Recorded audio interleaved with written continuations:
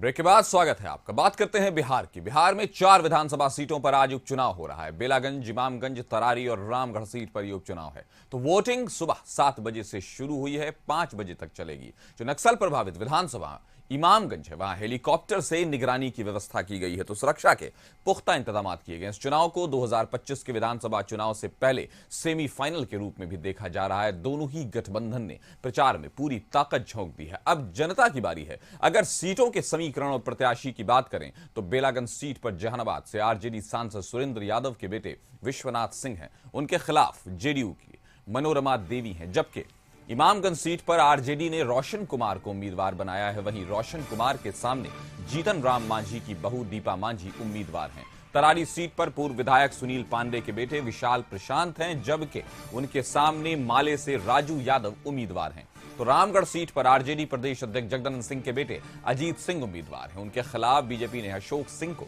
अपना प्रत्याशी बनाया है। इस बार प्रशांत किशोर की पार्टी जनसुराज के आने से मुकाबला त्रिकोणीय होने की संभावना है। एनडीए और इंडिया गठबंधन के साथ साथ जनसुराज पार्टी ने भी सभी 4 सीटों पर अपने उम्मीदवार उतारे। तो बेलागंज से हमारे साथ हमारे सहयोगी आशुतोष जुड़ चुके हैं। बेलागंज में कैसी तस्वीर उभर कर आ रही है आशुतोष? किस तरह से तय है कि इसको एक तरह से सेमीफाइनल माना जा रहा है और कहीं ना कहीं एक लिटमस टेस्ट की तरह है ये विधानसभा उपचुनाव आने वाले विधानसभा चुनाव के लिए बिहार के? क्या कहेंगे आप?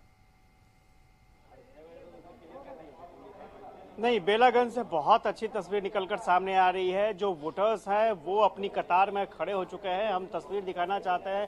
ये बूथ संख्या 44 है, मध्य विद्यालय खनेटा दक्षिण भाग, और 44 नंबर बूथ पर आप देखिए किस तरह से यहाँ वोटर मुस्कुरा रहे हैं। उन्हें पता है कि एक वोट से और अपने मनपसंद उम्मीदवार को वो जीता सकते हैं, और यही वजह है कि सुबह सुबह ही मतदान करना लोगों ने बेहतर समझा और अपनी कतार में अपनी बारी का इंतजार कर रहे हैं। बहुत अच्छी तस्वीर निकलकर सामने आई है। चूंकि हर बार चुनाव आयोग की भी ये कोशिश रहती है कि ज़्यादा से ज़्यादा संख्या में मतदान हो सके और मतदान का प्रतिशत बढ़े। और चूंकि उपचुनाव है और जैसा कि पहले ही कई बयानों में सामने आ चुका है कि सेमीफाइनल भी इसे माना जा रहा है 2025 चुनाव का, तो इसमें कोई दो राय नहीं है कि सभी राजनीतिक दलों ने अपना अपना जोर लगाया था और अब जोर लगाने की बारी मतदाताओं की है। मतदाता क्या सोचते हैं, किस आधार पर वोट करेंगे, ये बहुत जरूरी भाग है। और स्वाभाविक तौर पर अगर पूरे बेलागंज की बात करें तो इसमें कोई दो राय नहीं है कि 7 टर्म से यहाँ पर आरजेडी के उम्मीदवार, आरजेडी के प्रत्याशी सुरेंद्र यादव रहे हैं। वो यहाँ 7 टर्म से जीतते आए हैं। क्या इस बार भी सुरेंद्र यादव का जो किला है वो बरकरार रहेगा? क्योंकि इस बार सुरेंद्र यादव नहीं है, सुरेंद्र यादव के बेटे उम्मीदवार इस बार है। आरजेडी ने उन्हें उम्मीदवार बनाया है।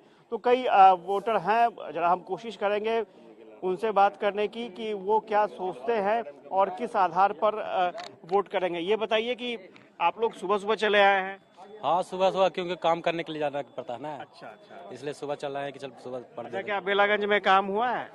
हाँ, कुछ काम हुआ है, कुछ भी ना भी हुआ है। मैंने ऐसा तो नहीं है कि हर गांव में नहीं हुआ हो काम, कुछ होता है, कुछ भी ना भी होता है। नहीं होता है। हाँ। आप संतुष्ट हैं? यहाँ पर सब चीज ठीक ठाक? हाँ, ठीक है। ठीक है। हाँ। अच्छा, आप वोट दे दिया आपने? वोट दिए नहीं है, देने जा रहे हैं। अच्छा, देने जा रहे हैं। कैसा लगता है, कैसा माहौल है? परिवर्तन के लिए माहौल है। अच्छा, हाँ, क्यों? क्यों? क्या मतलब, समझदार हैं आप? हाँ। बदलाव तो होना ही चाहिए ना, लगातार किसी को मौका नहीं देना चाहिए। अच्छा, क्या लगता है, क्या परिस्थिति है? ये माहौल तो बना हुआ है बदलाव है। क्यों काम नहीं हुआ है यहाँ? काम तो कहीं नहीं हुआ। आपको क्या लगता है? जो 30 साल से लगातार एक ही विधायक बनते आ रहे सुरेंद्र प्रसाद यादव जी, उनका तो अभी तक कोई काम दिखा नहीं है, लेकिन इस बार यह है कि पूरा बदलाव होना चाहिए। काम लोग खोज रहे हैं, विकास के आधार पर वोट पड़ेगा और लोग चाह रहे हैं। चाचा, आप सुबह सुबह आ गए, सब लोग वोट देने के लिए। काम खत्म करना है, वोट देना है, पहले वोट दे के काम करना है। काम करना है। क्या माहौल लग रहा है? माहौल ठीक है। अच्छा, ठीक है। अच्छा। काम हुआ है क्षेत्र में? काम कम हुआ है, देहात में कम हुआ है। देहात में कम हुआ है।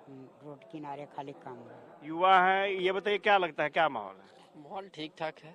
काम हुआ है आप लोग जो सोचते हैं? हाँ कुछ कम हुआ है लेकिन कुछ कम हुआ है। मुताबिक जो होना चाहिए वो नहीं हुआ है। जो होना चाहिए वो नहीं हुआ है। आप लोग किस तरह से देखते हैं, काम जो हुआ है बेलागंज में?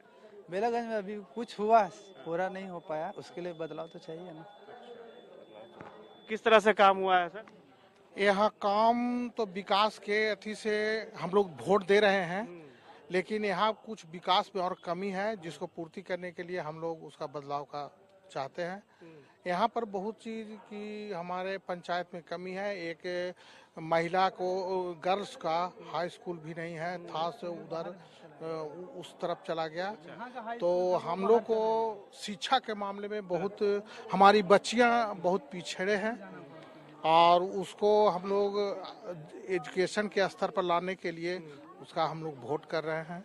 विकास तो हुआ है लेकिन जिस माने में होना चाहिए विकास नहीं है, तो विकास हम लोग चाहते हैं और उसी पर हम लोग माहौल शांति परिसर से वोट दे रहे हैं कि हमारा विकास हो, हमारी बच्चियां का विकास हो, हमारे जनता का विकास हो।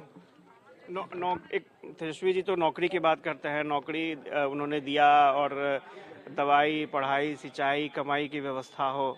देखिए वो तो माननीय तेजस्वी जी तो कहीं वो अच्छी बात है, वो नौकरी भी दे रहे हैं और देंगे हैं, लेकिन विकास जो है, विकास के मुद्दे पर सभी लोग दे रहे हैं, लेकिन वो विकास जो बोले उस पर स्तर से वो नहीं हो रहा, दिखा नहीं विकास दिखा नहीं और आगे क्या होगा ये तो सब लोग जानते हैं। आप लोग के क्षेत्र में काम हुआ है? हम लोग यहाँ रहबे नहीं करते। अच्छा, बाहर रहते हैं। आप लोग के क्षेत्र में काम हुआ है? हाँ काम हुआ है। और क्या चाहते हैं यहाँ? और क्या चाहते हैं, आदमी को जो भी काम जैसा हो वैसे फिर आगे भी हो। तो देखा कि आपने मिली जुली प्रतिक्रिया है और स्वाभाविक तौर पर एक वोटर को उम्मीद रहती है कि जब वो जनप्रतिनिधि को जिताकर भेजते हैं तो वो उनकी उम्मीदों पर खरे उतरे। लेकिन सबसे बड़ी बात यह है कि इतने लंबे समय तक सुरेंद्र यादव का एक छत्र राज रहा है। अब उनके बेटे अब सामने मैदान में हैं और दूसरी तरफ मनोरमा देवी हैं चुनावी मैदान में। लेकिन इसके साथ साथ एक जनसुराज पार्टी के तरफ से भी टक्कर मिल रही है। चूंकि हर बार परिस्थितियां होती हैं वो जातीय समीकरण में बदल जाता है, लेकिन यहाँ पर जितने भी कई मतदाताओं से हमने बात की, उनका साफ तौर पर कहना था कि वो डेवलपमेंट के इशू पर वोट करने आए हैं। लेकिन क्या आशुतोष, महिला मतदाता वहां नजर नहीं आ रही हैं, जिसकी वजह से उनके इश्यूज सामने नहीं आ पा रहे हैं? नहीं, बिल्कुल हम आपको तस्वीर दिखाना चाहेंगे। कुछ महिला वोटर हैं वो दूसरी कतार में उधर खड़ी हैं और हम जिस तरफ हैं उस तरफ पुरुष वोटर हैं। दोनों जो कतार है वो बिल्कुल अलग अलग हैं। महिला वोटरों की संख्या जो है अभी फिलहाल मुझे यहाँ पर इस बूथ पर कम नजर आ रही है और आगे मुझे लगता है कि ये संख्या बढ़ेगी, लेकिन फिलहाल इस बूथ पर अभी महिला वोटरों की संख्या कम है। चूंकि अभी वोटिंग की शुरुआत हुई है और धीरे धीरे ये भीड़ जो है वो और बढ़ेगी। और मैंने पहले भी कहा कि जो वोटर है वो अपनी इच्छाओं को लेकर के सामने आ रहे हैं, वो तुलना कर रहे हैं कि लगातार जिन्हें वोट दिया और क्या उन्हें हासिल हुआ और शिक्षा की क्या ज़रूरत है। और स्कूल के बारे में, गर्ल्स स्कूल के बारे में उन्होंने बताया कि गर्ल्स स्कूल को लेकर के वो काफ़ी इच्छुक है कि वो गर्ल्स स्कूल मिले। एक थोड़ी तस्वीर हम आपको दिखाना चाहते हैं जिस बूथ पर हम खड़े हैं। एक थोड़ा सा लॉन्ग शॉट हम आपको दिखाएंगे। सुनील है हमारे साथ, सुनील इधर आइएगा। एक बहुत बड़ी बाउंड्री हमें नजर आई यहाँ से और हमारी उत्सुकता हुई कि भाई ये बाउंड्री किसकी है।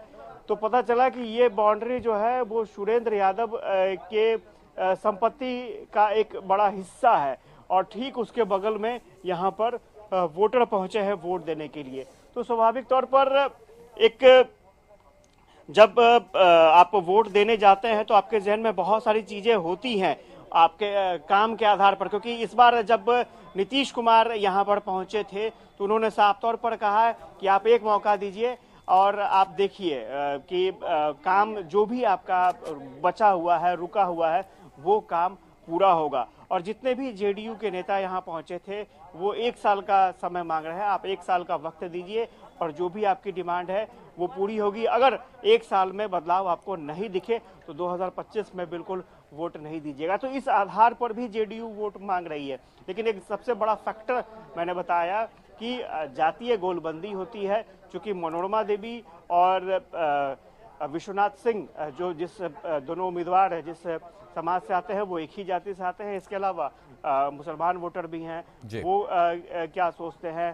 सवर्ण वोटरों की संख्या भी यहाँ पर 35,000 है, वो वोटर क्या सोचते हैं, उनका भी वोट काफ़ी इम्पोर्टेंट माना जाता है। तो कुल मिलाकर देखा जाए तो बहुत ही कांटे की टक्कर होने वाली है। इस विधानसभा क्षेत्र में मतदाता कतार में लगे हुए हैं और ये शुरुआत है, आगे और भी बहुत सारी तस्वीरें देखने को मिलेंगी। जी तो बहुत सारी तस्वीरें देखने को मिलेंगी। तय है कि लोकतंत्र का महापर्व है। जिस सीटों पर चुनाव हो रहा है वहां के लिए तो वो महापर्व है, क्योंकि फिर से जनता अपना प्रतिनिधि चुन रही है। फिर से जो उसके मुद्दे हैं उसको लेकर सरकार में कहीं अपना प्रतिनिधि विधानसभा में भेजने की तैयारी। हमारे साथ जुड़ने के लिए आशुतोष आपका शुक्रिया। खबर पर नजर बनाए रखें।